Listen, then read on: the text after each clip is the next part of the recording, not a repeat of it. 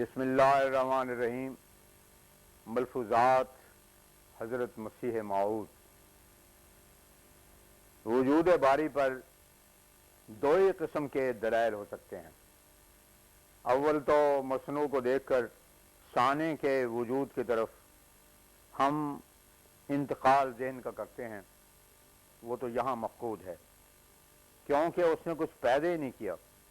کچھ پیدا کیا ہو تو اس سے وجود خالق پر دلیل پیدا کریں، اور یا دوسری صورت خوارق اور معجزات کی ہوتی ہے، اس سے وجود باری پر زبردست دلیل قائم ہوتی ہے۔ مگر اس کے لیے دیانند نے اور سب آریوں نے اعتراف کیا ہے کہ وید میں کسی پیشگوئی یا خارق عادت امر کا ذکر نہیں، اور معجزہ کچھ چیز ہی نہیں ہے۔ اب بتاؤ کون سی صورت خدا کی ہستی پر دلیل قائم کرنے کی ان کے عقیدے کے روح سے رہی؟ اور پھر ان کا ایسا خدا ہے کہ کوئی ساری عمر کتنی محنت و مشقت سے اس کی عبادت کرے مگر اس کو ابدی نجات ملے گی ہی نہیں، ہمیشہ جونوں کے چکر میں اسے چلنا پڑے گا، کبھی کیڑا مکوڑا اور کبھی کچھ بننا ہوگا۔ حقوق العباد کے متعلق اتنا ہی کافی ہے کہ ان میں نیوگ کا مسئلہ موجود ہے کہ اگر ایک عورت کے اپنے خامد سے اولاد نہ ہوتی ہو تو وہ کسی دوسرے مرد سے ہم بستر ہو کر اولاد پیدا کر لے، اور کھانے پینے، مقویات اور بستر وغیرہ کے سارے اخراجات اس بیرج داتا کے اس خامد کے ذمہ ہوں گے جو اپنی عورت کو اس سے اولاد لینے کی اجازت دیتا ہے۔ اس سے بڑھ کر قابل شرم اور کیا بات ہوگی؟ یہ تو مختصر سا نمونہ ہے۔ یہاں قادیان میں پنڈت سومراج ایک مدرس تھا جو آریہ ہے، اس کو میں نے ایک جماعت کے روبرو بلایا جس میں بعض ہندو بھی تھے، اور اس سے یہ مسئلہ پوچھا تو اس نے کہا ہاں جی کیا مذاق ہے۔ اب ہمیں تو اس کے منہ سے یہ سن کر تعجب بھی ہوا۔ دوسرے ہندو رام رام کہنے لگے۔ میں نے سن کر کہا کہ بس اب جائیے، غرض یہ ہے ان میں حقوق العباد کا لحاظ۔ مسٹر عبدالحق صاحب، میں نے آپ کی کتاب آریہ دھرم پڑھی ہے، حضرت مسیح موعود۔ ساری تقریر کا خلاصہ یہ ہے کہ ہر سچا مذہب اور سچا عقیدہ ان تین نشانوں یعنی نصوص، عقل اور تائید سماوی سے شناخت کیا جاتا ہے، اور عیسائی مذہب کی بابت میں نے مختلف پہلوؤں سے مختصر طور پر آپ کو دکھایا ہے کہ اس معیار پر پورا نہیں اترتا۔ یہودیوں کی کتابوں میں اس تثلیث اور کفارے کا کوئی پتہ نہیں، اور کبھی وہ بیٹے خدا کے منتظر ہی نہیں تھے، اور عقل دور سے دھکے دیتی ہے۔ نشانات کا یہ حال کہ ایمانداروں کے نشان کا پایا جانا بھی مشکل ہے۔ ایک بار فتح مسیح نام ایک عیسائی نے کہا تھا کہ مجھے الہام ہوتا ہے۔ میں نے جب اسے کہا کہ تو پیشگوئی کر تو گھبرایا، اور مجھے کہا کہ ایک مضمون بند لفافے میں رکھا جاوے اور آپ اس کا مضمون بتاویں۔ مجھے خدا تعالیٰ نے اطلاع دی کہ تو اس کو قبول کر لے۔ جب میں اس کو بھی قبول کر لیا تو کئی سو آدمیوں کے مجمع میں آخر پادری وائٹ بریخٹ نے کہا کہ یہ فتح مسیح جھوٹا ہے۔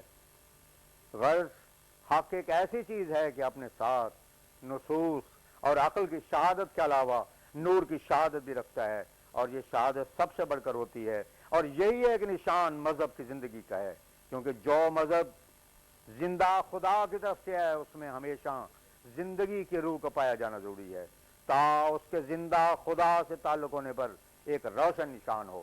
مگر عیسائیوں میں یہ ہرگز نہیں ہے، حالانکہ اس زمانے میں جو سائنس اور ترقی کا زمانہ کہلاتا ہے، ایسے خارق عادت نشانوں کی بڑی بھاری ضرورت ہے جو خدا تعالیٰ کی ہستی پر دلائل ہوں۔ اب اس وقت اگر کوئی عیسائی مسیح کے گزشتہ معجزات جن کی ساری رونق تالاب کی تاثیر دور کر دیتی ہے سنا کر اس کی خدائی بنوانا چاہے تو اس کے لیے لازمی بات ہے کہ وہ خود کوئی کرشمہ دکھائے، ورنہ آج کوئی منطق یا فلسفہ ایسا نہیں ہے جو ایسے انسان کے خدائی کو ثابت کر دکھائے جو ساری رات روتا رہے اور اس کی دعا بھی قبول نہ ہو، اور جس کی زندگی کے واقعات نے اسے ایک ادنا درجے کا انسان ثابت کیا ہو۔ بس میں دعوے سے کہتا ہوں، اور خدا تعالیٰ خوب جانتا ہے کہ میں اس میں سچا ہوں، اور تجربہ اور نشانات کے کثیر تعداد نے میری سچائی کا روشن کر دیا ہے کہ اگر یسوع مسیح زندہ خدا ہے اور وہ اپنے صلیب برداروں کے نجات کا باعث ہوا ہے، اور ان کی دعاؤں کو قبول کرتا ہے، باوجود ہے کہ اس کی خود دعا قبول نہیں ہوئی، تو کسی پادری یا راہب کو میرے مقابلہ پر پیش کرو کہ وہ یسوع مسیح سے مدد اور توفیق پا کر تو خارق عادت نشان دکھانے میں دکھائے، اور فرمایا کا توفیق پا کر کوئی خارق عادت نشان دکھائے۔ میں اب میدان میں کھڑا ہوں اور میں سچ سچ کہتا ہوں کہ میں اپنے خدا کو دیکھتا ہوں، وہ ہر وقت میرے سامنے میرے ساتھ ہے۔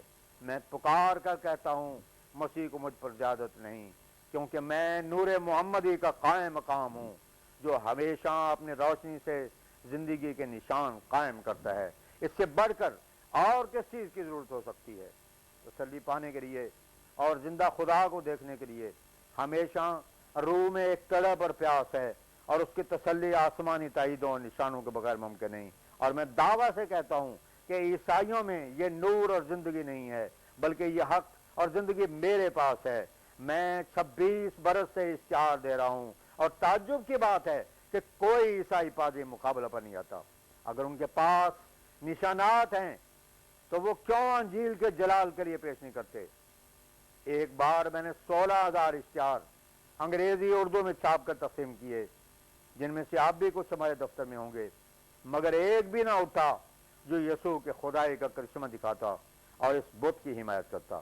اصل میں وہاں کچھ ہے ہی نہیں، کوئی پیش کیا کرے؟ مختصر یہ کہ آپ کی شناخت کے لیے یہ 3 ذریعے ہیں، اور عیسائی مذہب میں تینوں مفقود ہیں۔ خدا کا شکر ہے کہ آپ کو اچھا موقع مل گیا ہے اور آپ یہاں آ گئے ہیں۔ ان تقریروں کی ترتیب سے بہت فائدہ ہوگا، آپ ان کو خوب غور سے سن لیا کریں، اور پھر جب آپ کو اس میں کچھ کلام باقی نہ ہو تو اس پر دستخط کر دیا کریں، تاکہ ہمارا یہ وقت رائگاں نہ جاوے اور سود مند ثابت ہو۔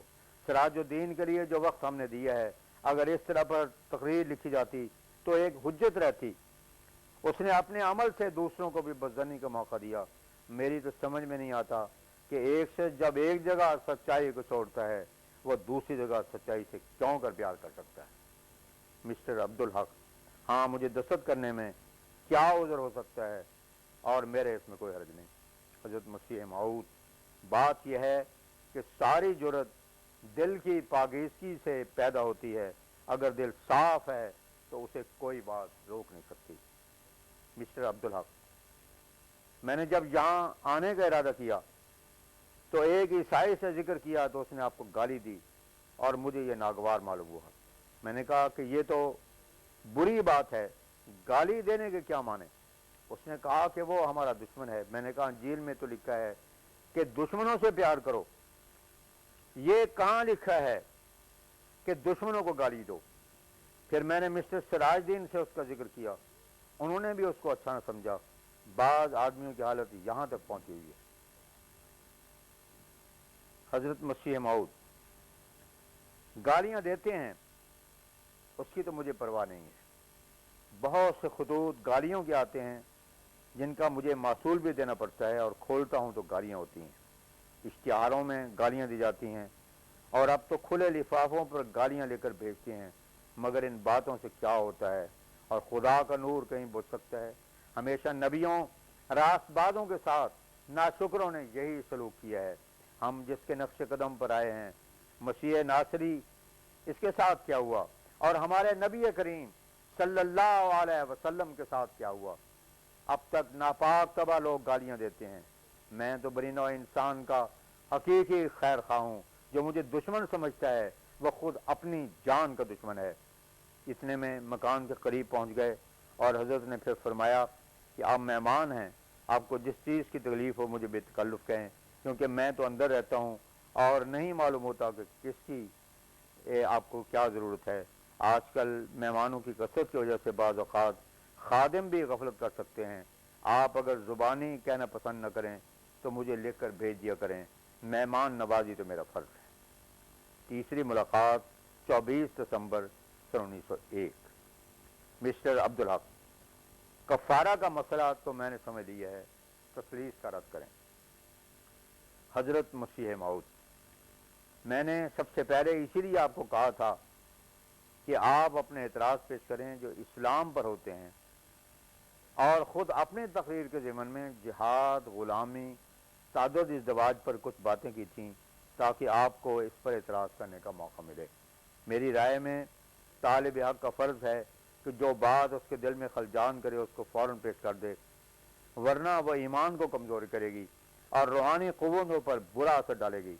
جیسے کوئی خراب غذا کھا لے تو وہ اندر جا کر خرابی پیدا کرتی ہے اور قے یا دست کی صورت میں نکلتی ہے، اسی طرح کوئی گندا عقیدہ اندر رہ کر فساد کرنے سے نہیں رکتا، اور اس کا فساد یہی ہے کہ انسان کے اخلاق چال چلن پر برا اثر ہو جاتا ہے اور وہ ایک مجذوم کے مانند بن جاتا ہے۔ پر جو چیز آپ کے دل میں کھٹکے آپ اسے پوچھیں، اور تسلیس کے رد میں مختصراً میں کہہ چکا ہوں، اور اب میں آپ سے اس کے دلائل سننا چاہتا ہوں، کیونکہ اس کا بار ثبوت آپ پر ہے جو اسے مدار نجات ٹھہراتے ہیں اور ایک گروہ کثیر سے اختلاف کرتے ہیں۔ مثلا ایک شخص ایک معمولی بات کے خلاف جو دنیا نے مانی ہے کہ انسان آنکھ سے دیکھتا ہے اور زبان سے چکھتا اور بولتا ہے اور کانوں سے سنتا ہے، یہ کہے کہ انسان آنکھ سے بولتا ہے اور کان سے دیکھتا ہے تو قانون کے روح سے ثبوت اس کے ذمہ ہے۔ اسی طرح پر تثلیث کا تو کوئی قائل نہیں۔ یہودی جو ابراہیمی سلسلے میں ہیں وہ اس سے انکار کرتے ہیں اور صاف کہتے ہیں کہ ہماری کتابوں میں اس کا کوئی نام و نشان نہیں، برخلاف اس کے توحید کی تعلیم ہے۔ ورنہ آسمان پر نہ زمین پر نہ پانی میں غرض کہیں بھی دوسرا خدا تجویز کرنے سے منع کیا گیا ہے، برخلاف اس کے توحید کی تعلیم ہے، اور نہ آسمان پر نہ زمین پر نہ پانی میں غرض کہیں بھی دوسرا خدا تجویز کرنے سے منع کیا گیا ہے۔ پھر میں نے قانون قدرت سے آپ کو ثابت کر دکھایا کہ توحید ہی ماننی چاہیے۔ پھر باطنی شریعت میں توحید کے نقوص ہیں۔ اب آپ جو نقص عقل اور باطنی شریعت کے خلاف کہتے ہیں کہ خدا ایک نہیں بلکہ تین ہیں، تو یہ ثبوت آپ ہی کے ذمہ ہے۔ یہ مسئلہ ایسا ہے کہ ہمیں تو فقط اس کے سننے ہی کا حق ہے، کیونکہ نبیوں اور راست بازوں کی تعلیم کے صریح خلاف ہے۔ میں خدا کو حاضر ناظر جان کر کہتا ہوں، اور خدا نے میرے دل کو اس سے پاک بنایا ہے کہ اس میں بے انصافی ہو۔ اس کا بارے ثبوت آپ کے ذمہ ہے۔ رقیق تعویلوں سے کام نہیں چلتا اور نہ ان سے تسلی ہو سکتی ہے۔ آپ خود دل میں انصاف کریں کہ راست باز کے بغیر کوئی وہ کام نہ کرے گا جو میں کرتا ہوں۔ بس آپ جس قدر مفصل اس پر لکھ سکیں وہ لکھ کر سنا دیں، مگر اتنا یاد رکھیں کہ دعویٰ اپنے نفس میں ابہام رکھتا ہے۔ بعض آدمیوں کو یہ دھوکہ لگ جاتا ہے کہ وہ دعویٰ اور دلیل میں فرق نہیں کر سکتے۔ دعوی کے لیے دلیل ایک روشن چراغ ہوتی ہے، پس دعویٰ اور دلیل میں فرق کا لینا ضروری ہے۔ اس پر مسٹر عبدالحق نے کہا کہ میں کل لکھ کر سنا دوں گا، اور حضرت اقدس تشریف لے گئے۔